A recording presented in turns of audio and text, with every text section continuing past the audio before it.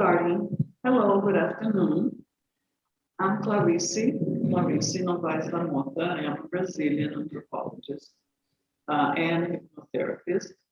I have been living in the United States for the last 15 years, but as you can see, I still have an accent. And I'm happy about it because I love my country too. In fact, I love the world. And that's why this conversation today is about what it means to have hope and what it means having hope for the sake of the earth. Because right now, as we all know, our planet is suffering. There's lots of controversies about it, but mostly it's suffering because of us, of humans, what we're doing to our planet. We were polluting the air, destroying the ground, destroying the forests, overgrazing with animal production, etc. So right now, my first question is, what is hope for you? What is it? What does it mean to have hope? And what does it mean to have hope for the earth, for us, for our lives?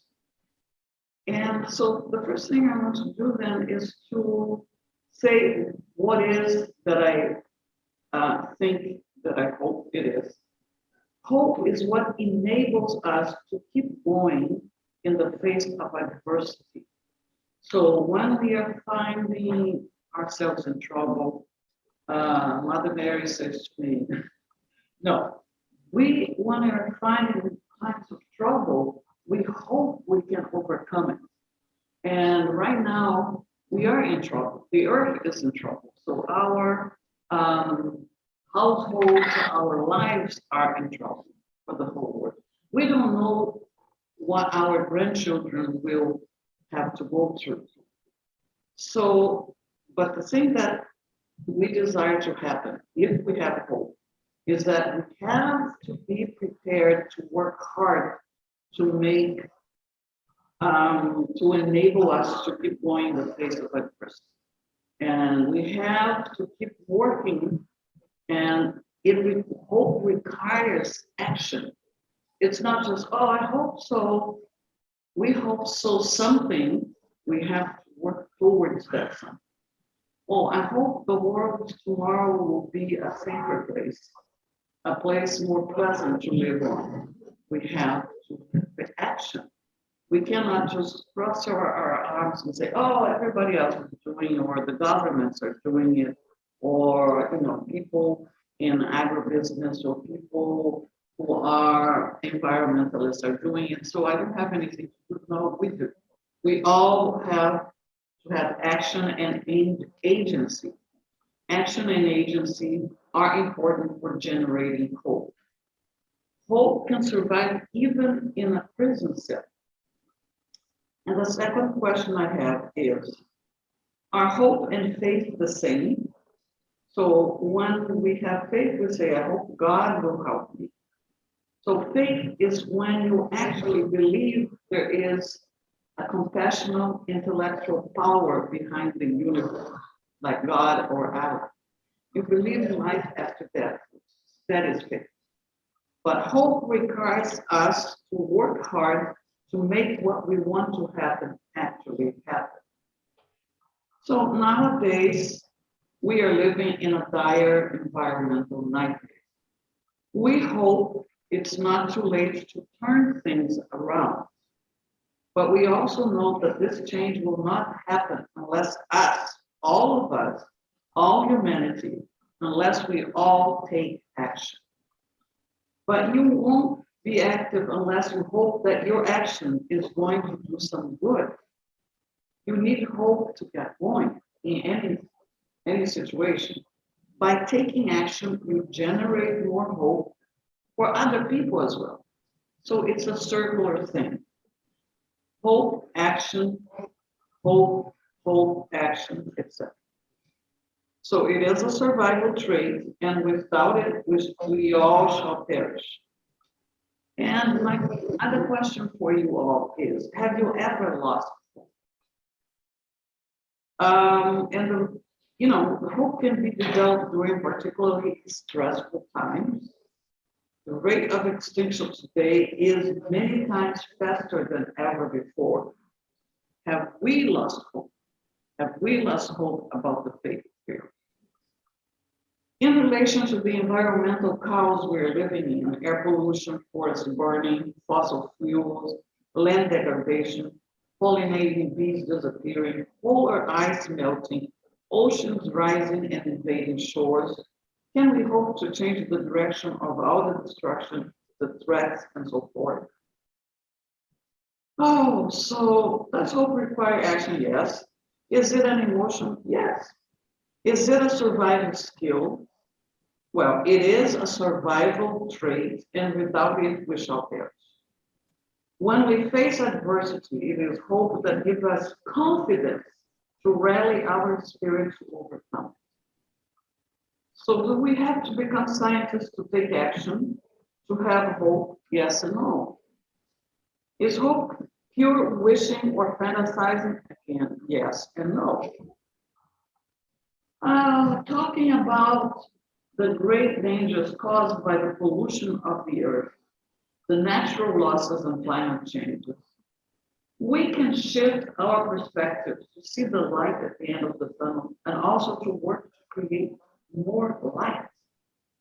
Four components that are essential for any lasting sense of hope in our lives or the hope cycle is one, to have realistic goals to pursue.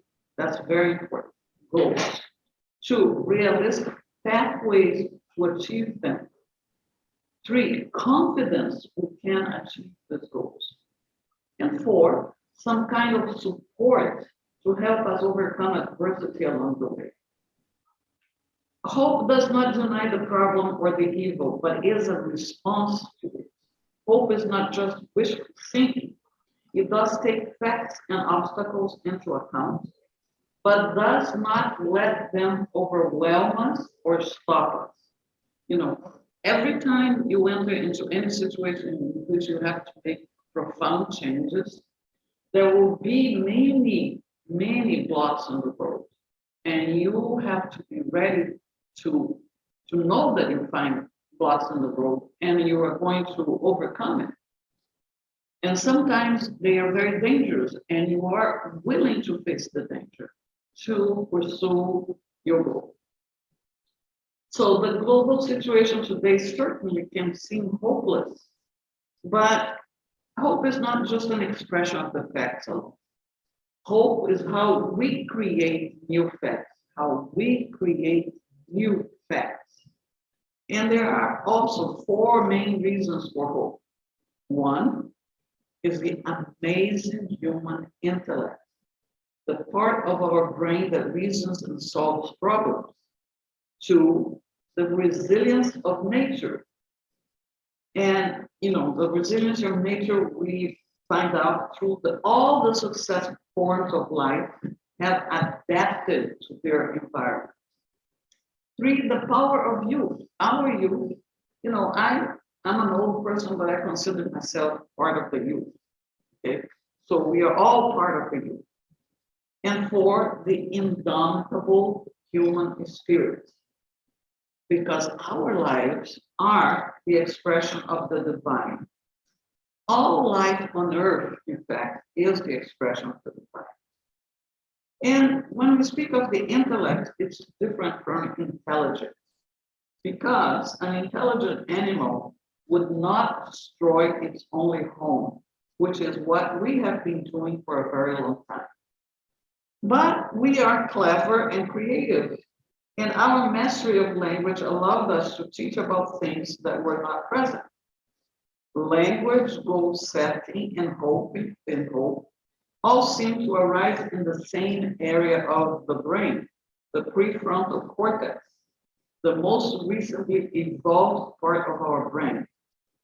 However, this amazing human intellect has also gotten us into this mess we're in, has created the mess we're in by creating our world out of balance. But it is the way we have used the intellect that has made the mess, It is being a mixture of greed, hate, fear, and desire for power. Also, four things: greed, hate, fear, and desire for power that has caused us to use our intellect in unfortunate ways.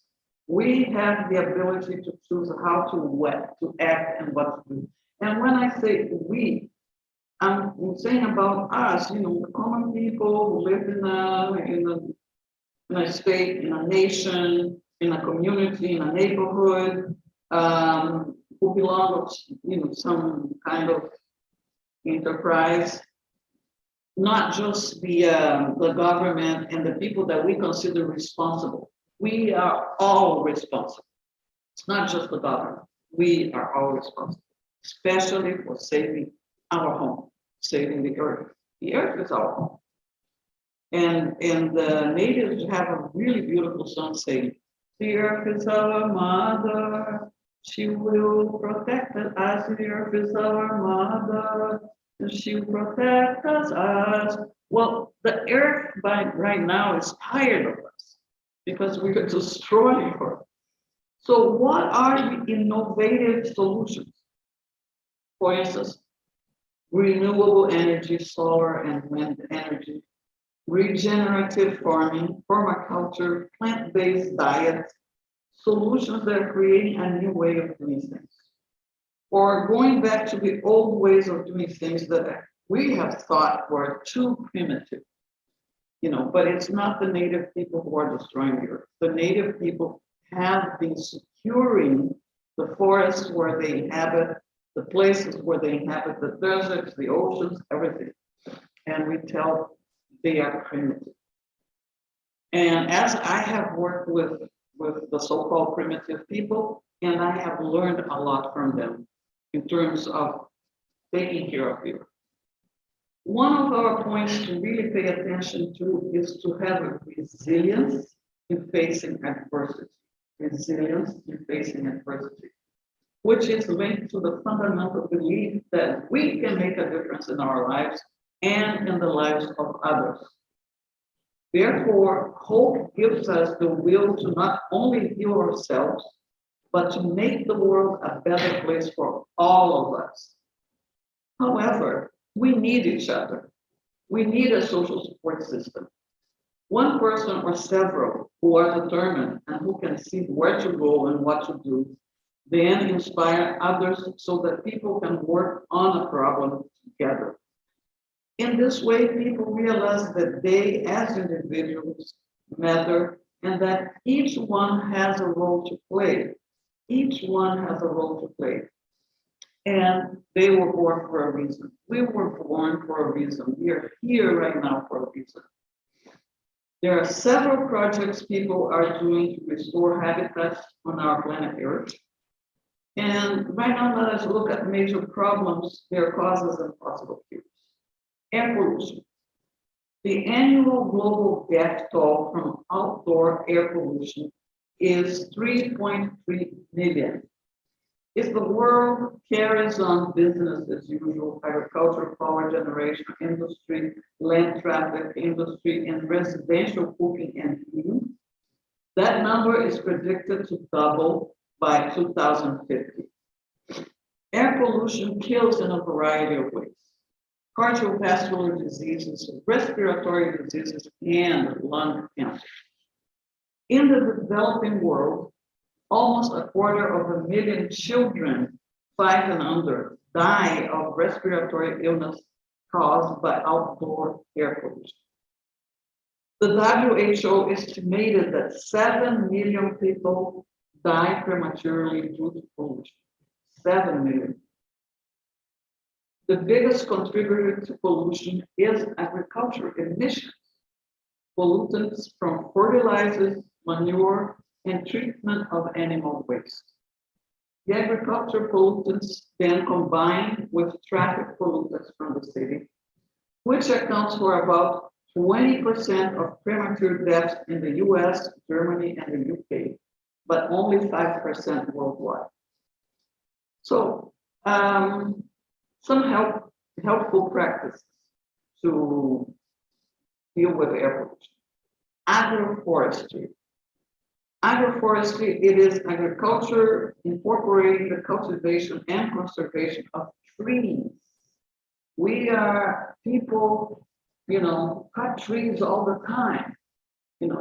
There's a beautiful place for a square, for instance. First thing they do is to cut the trees. What's that? So we have to do the integration of trees and shrubs into crops and animal farming system. So we can have agricultural field surrounded by trees or in between trees. Some native people that I work with in Brazil did exactly that, but it's primitive.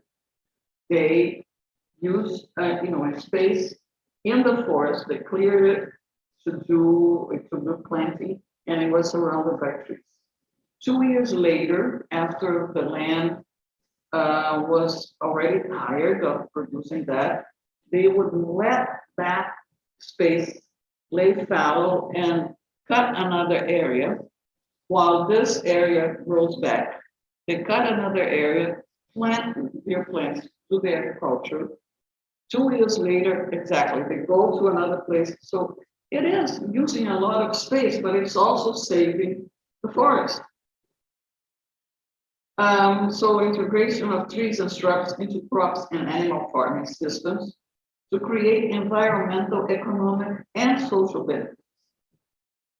Agroforestry practices support agricultural production and help improve water and air quality, soil health, and wildlife habitat. These trees can also grow fiber, food, and energy. It can contribute to climate change adaptation and mitigation by reducing threats and enhancing agricultural landscape resiliency. 2, facilitating species movement to more favorable conditions. 3, sequestering carbon. And 4, reducing greenhouse gas emissions. Reducing greenhouse gas emissions. That's really fantastic. This private land management approach provides opportunities for shared stewardship on agriculture and forest lands, including those adjacent to public lands. The widely recognized categories of agroforestry in the US are 1, alley cropping, 2, windbreaks, stream forest buffers. Stream forest buffers is trees, forests around the streams, right? Dividing streams from the agriculture production. Silvopasture and forest farming. Riparian buffer or stream buffer is a vegetated area near a stream, usually forested, which helps shade and partially protect the stream from the effect of adjacent land uses. The Earth's remaining biodiverse regions, the forests, wetlands, and oceans, that are essential for the stability of our climate and planetary life, they are our support system. But there is a global war against nature. And just recently, last week, 2 people in Brazil, one was an American journalist, John Phillips, and the other one was a person who was working with native indigenous people in the Amazon, trying to keep the Amazon forest, Bruno Pereira. They were both killed and they were assassinated while they were working in the forest because they were working to protect the forest. And there was a beautiful image of a group of Indians singing and bringing Bruno's coffin. And they were singing around it. And it's a celebration of Bruno's life, who gave his life for our survival.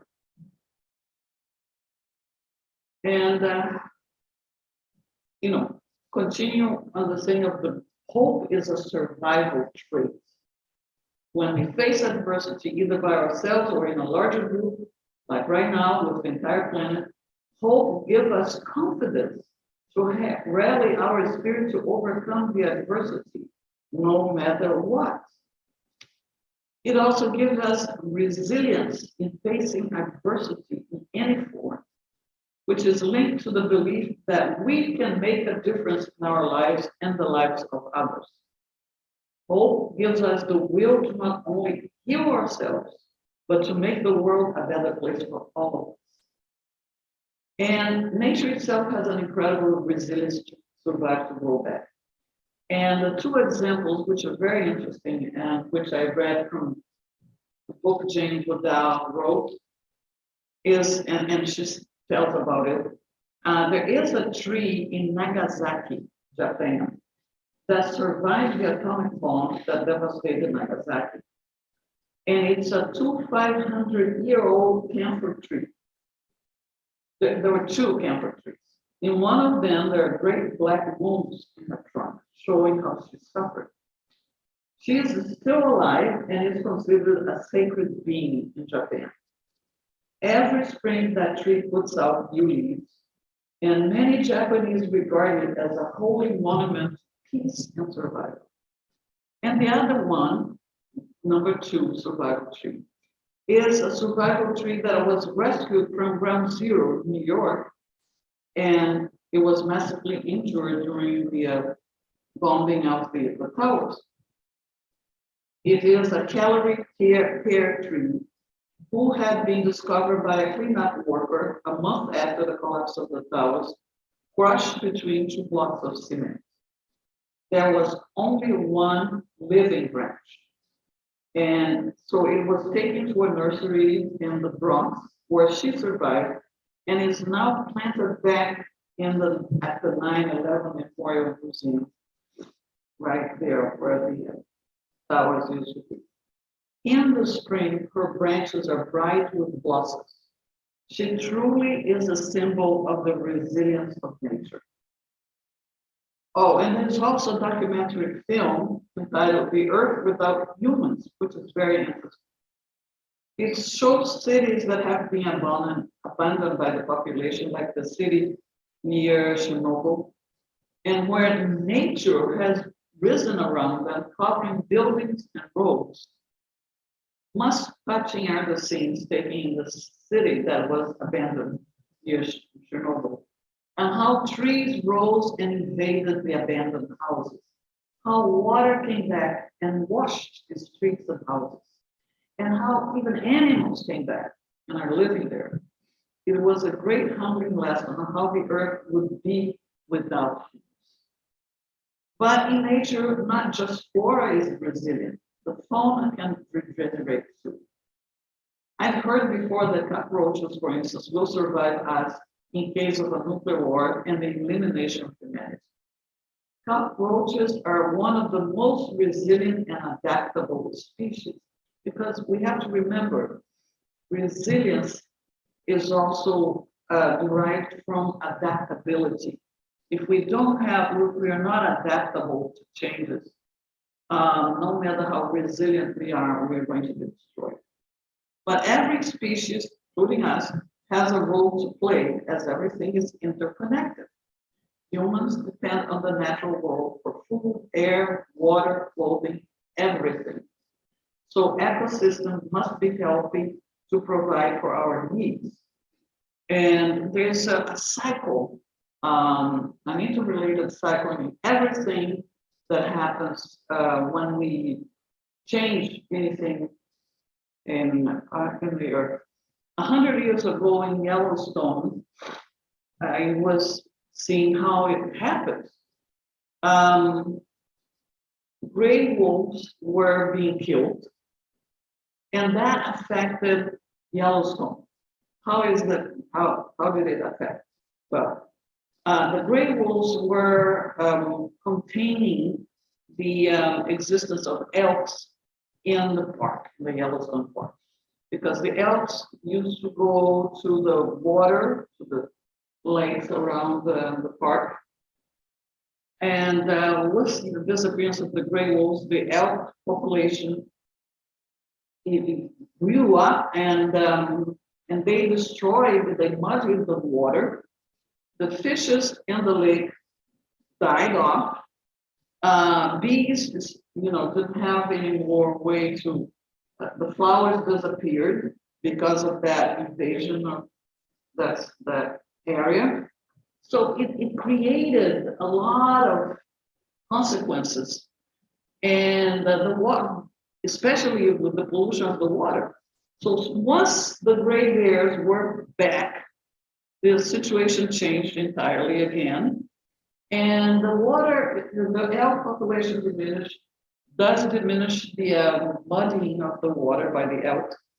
And the park had wonderful clear water. And that really increased, the population of people going to the park.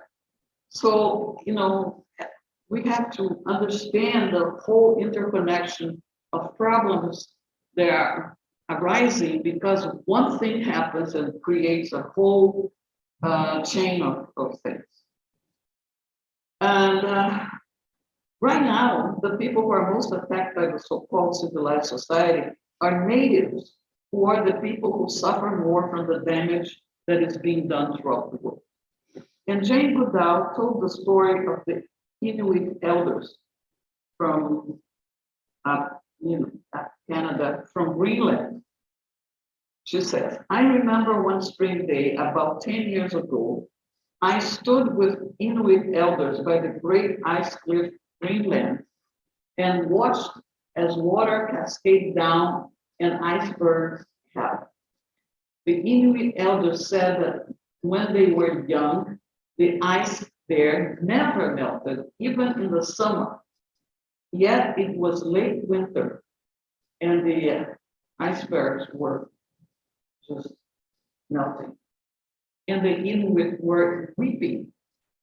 And I felt pain, she says, in my heart for the plight of the polar bears as I watched rafts of ice floating where the ice sheet should have been firm and hard. And that's in Jane Goodall's book, The Book of Hope, pages 73 to 74. The consequences of the ice melting, as we all know, has been the rise of the oceans that is invading several beaches in coastal lines all over the world. And I'm told that one of the beaches in Florida, for instance, are being invaded by the water. And it's also have hit the indigenous populations in Panama who had to be moved off their islands because the sea levels were rising from the melting ice and warming waters. And remember the fires in the forests of California? Well, over 10,000 fires burned 4 million acres of 4% of the entire state of California. Fires in the Brazilian Amazon forest in 2020, between late May and early November. There were exactly 7 months of fires burning. Large cities in the south of Brazil, like São Paulo and Rio, got dark during the day because of the ashes covered sky from the burnings. That was amazing, and it destroyed great part of the Amazon forest. And the Brazilian government is like, whoa, great, we can farm more, we can destroy more forests and get more cattle farming and rich people getting here giving us money. But it's destroying the forest and therefore destroying the earth. These enormous events don't just hit the people who are directly suffering the consequences right away. It's true that some people are so overwhelmed by the magnitude of what is happening to the earth that they feel helpless and depressed. They may sink into apathy and despair, lose hope, and so do nothing. But each of us has a role to play, no matter how small. The cumulative effect of billions of small ethical actions will truly make a difference. We can turn things around. There are several projects and people who are doing to restore habitats on planet Earth. There are places that have been saved by community action. So each of us can start healing the harms inflicted on the planet and do our bit to slow down biodiversity loss and climate change. We have to remember that we need nature to survive. Many species of animals have an amazing tenacity, a really strong will to live, and ecosystems can be recovered when the source of pollution and destruction is stopped. We humans have been gifted not only with a clever brain and well-developed capacity for love and compassion, but also with an indomitable spirit. We all have a fighting spirit. We can try to nurture it, give it a chance to spread its wings and fly out into the world, giving other people hope and courage. If you concentrate on doing the things you can do and doing them well, it will make all the difference. Because hope is a social gift, one that is nurtured and sustained by those around us. Each of us has a web of hope that supports, encourages, and uplifts us throughout our lives. John Milton said that the mind in its own place and in itself can make a heaven of hell or a hell of heaven. Okay, so, and I am giving two readings to do.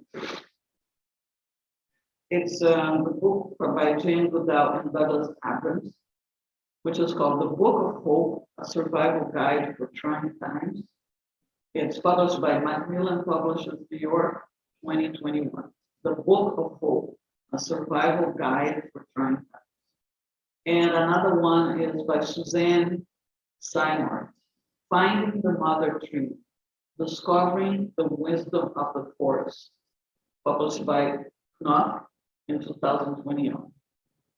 And I forgot to talk, one of the programs that are happening throughout the world, but basically in Africa, and is commended by young people. They are called Roots and Shoots programs. Young people go to different areas of their countries in Africa and bring projects for renewing the forests and planting more trees and everything. And more information about it is can found in the http rootsandshoots.org. And there's another program, but that's a Jane Goodall program called Take Care, which is also happening in Africa and is involving young people. Because, you know, as we have been saying here, and I hope that will plant in our brain, nature is very resilient, but we are not.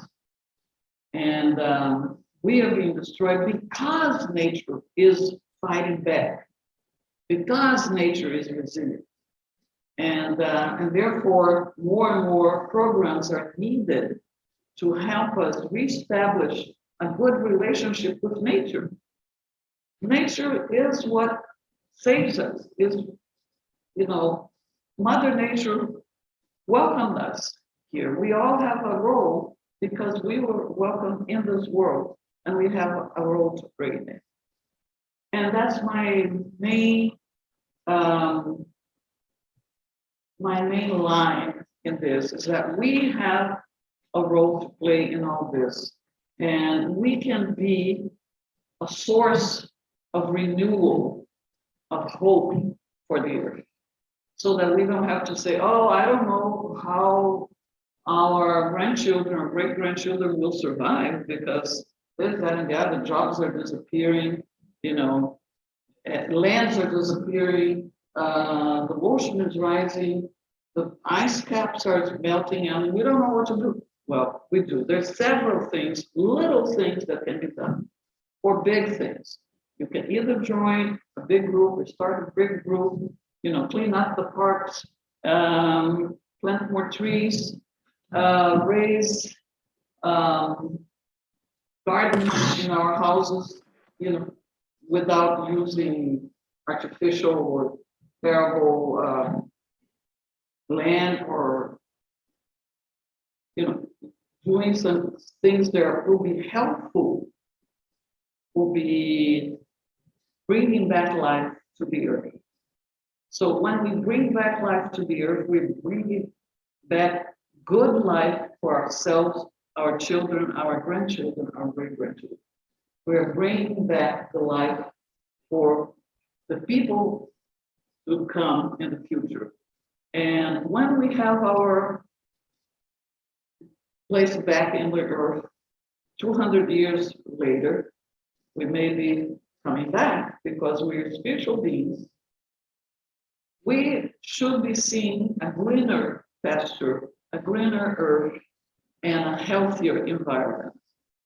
And I still have, I guess, 20 minutes here. So if there are any questions, please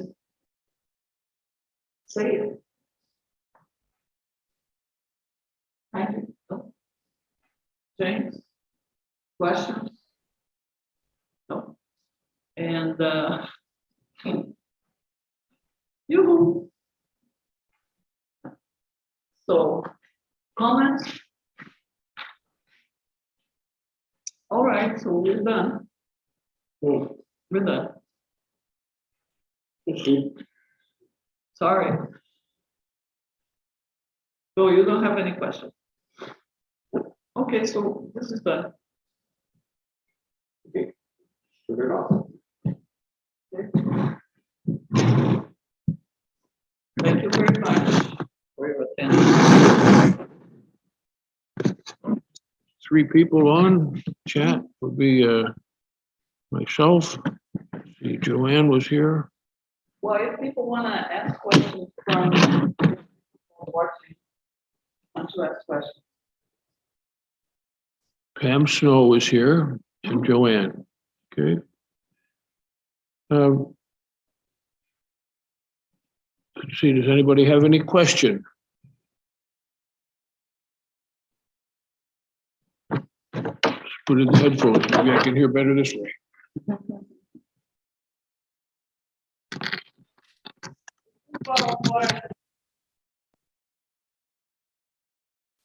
Hello, can anybody hear me? Yeah, I don't think we use it. Okay, I don't hear any question from anybody. And I don't know why not. Okay, I'll ask a question. All right, Joanne, I can hear you. Go ahead. Okay, I'm curious, whatever made you start having this subject matter and being such an activist in the earth? What precipitated that? Okay, why don't you sit right here and then you can speak into this microphone. Yeah. Let's just, can you hear me now, Joanne? Yes. Okay, I'm going to have Clarice sit right here. That way she can talk and answer your question. And do I have to have the earplugs? No. No, she'll be able to. Hi, Joanne. Hi, did you hear my question? No. Okay, well, I'm just wondering whatever got you started in this particular subject to be such an activist. Well, I don't consider myself an activist yet, but I worked with native peoples in Brazil and in Mexico, and they all complain they're being thrown out of their lands, and their lands are being used for agricultural production, which is killing the forests. And as I start to read more about the situation of the forests, I realize what a terrible thing it is to kill a forest, you know, because the trees are specifically there. They have been created to give us good air and to clean up the atmosphere. So if we don't have trees, if we have long extensions, like, you know, I see here, I just moved to a place that have great farms, but it's like areas that have been cleared of trees, really large areas. And every tree that we cut, we are creating a problem. Trees are fundamental for our cleaning the air and having a good life. Of course, we have to have space for the houses and some farming. And the idea of the natives have always been using agriculture forestry, which I mentioned. And but that was considered primitive. Okay, so that's the situation now. Is we are unlearning how to take care of the earth. We are causing more problems. So thank you for telling me that I'm an activist. I'm not yet. You know, I have been an activist before, and I'm 79 now, and it's hard for me to get into the forest right now. I used to be, you know, in the forest. I used to even sleep in the forest. I took a 3-day trip alone in the Amazon forest. And it's amazing, it's beautiful. You are surrounded by the silence of the forest, which is a silence filled with noise of the birds, of the trees, of the animals. And it creates a big hum, and that makes you fall asleep with no problem. So that was my activism before. No, thank you. I'm just talking about it.